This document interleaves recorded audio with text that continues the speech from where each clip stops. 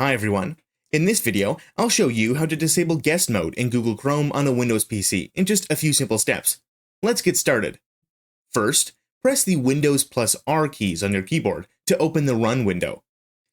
Type regedit, click OK, and if prompted, select Yes to proceed. This will open the registry editor. Next, navigate to hkey_local_machine and expand the software folder. Look for Policies and expand it as well. Now, right-click on the Policies folder, select New, Key, and name it Google. Then, right-click on the Google folder, create another New, Key, and name it Chrome.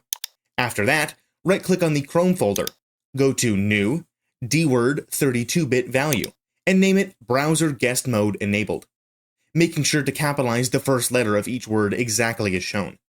Once done, press Enter. Then, double-click on the newly created value. Set value data to 0 and click OK. Finally, restart your computer for the changes to take effect.